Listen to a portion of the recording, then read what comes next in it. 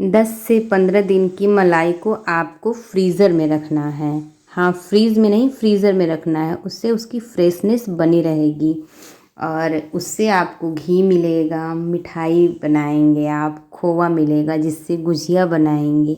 मैं तो जब भी घी बनाती हूँ तब हर बार यही प्रोसेस अपनाती हूँ। चूँकि होली आ रही थी तो मैं सोची कि क्यों ना मैं इसको आप सभी के साथ शेयर करूँ।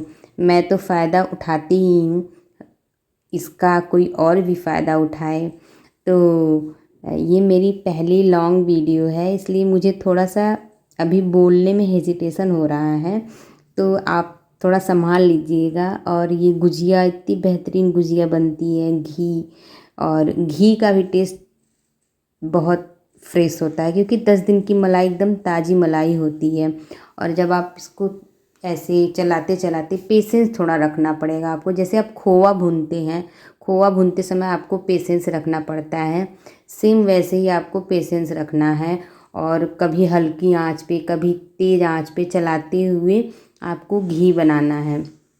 घी बनाने के बाद आपको जब दिखने लगे कि अच्छे से घी आ गया और नीचे का उसका पोर्शन ब्राउन हो गया, तो आप घी को छान लीजिए।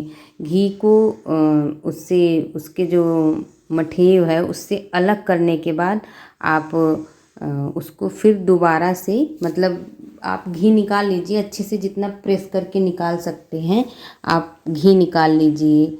और गरम है तो थोड़ा सा बचा बचा के भी निकालना पड़ता है, कहीं हाथ पे छींटे न पड़ जाएं, कहीं प्रेस करने में छन्नी छूट के गिर न जाए, तो थोड़ा सावधानी से करना पड़ता है इसको। तो आप थोड़ा सावधानी बरतिएगा इसको करते समय।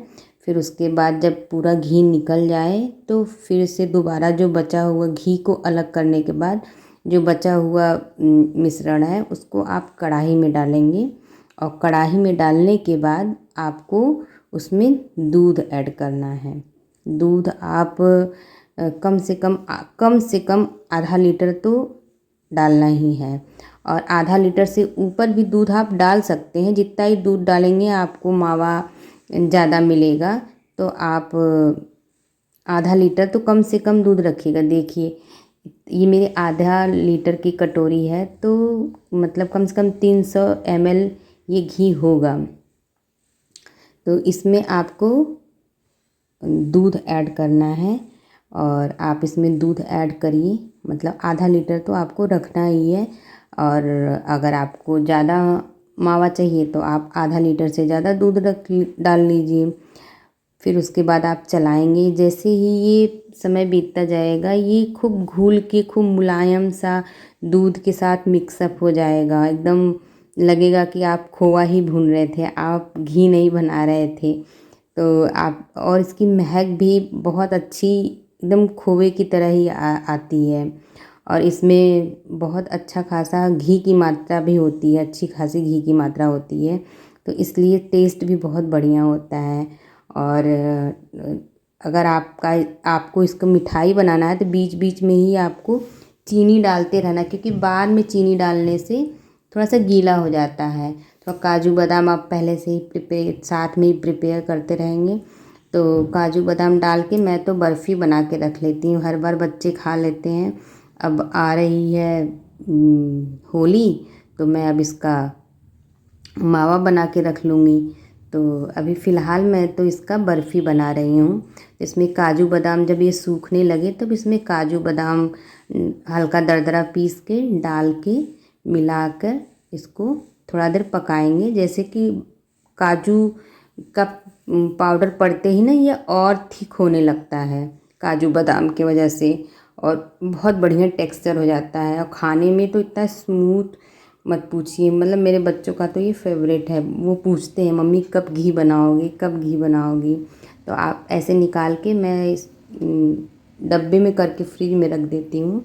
अगर आप इसको किसी ट्रे में फैला देंगे पतला सा तो बहुत बढ़िया ये बर्फ़ी की तरह काट लीजिए इसको, जैसे मिल्क केक का लुक दे दीजिए।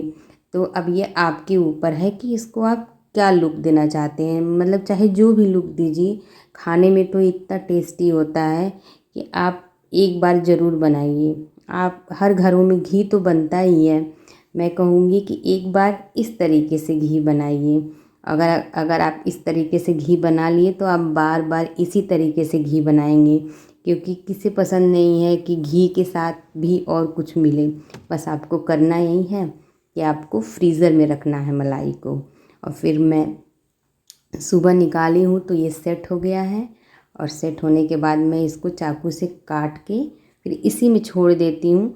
अपना बच्चे ब्रश करके अपना चाहे स्कूल से आते हैं तो एक खा करके पानी पी लेते हैं, और हेल्दी का हेल्दी भी है, घर का घर का है, और बाहर से मिठाई भी लाने की ज़रूरत नहीं है। मगर फ़िलहाल आप सभी को अगर दीपावली में मावे की ज़रूरत, इतना बाहर मिलावटी मावा मिलता है, मैं कहती हूँ आप ऐसे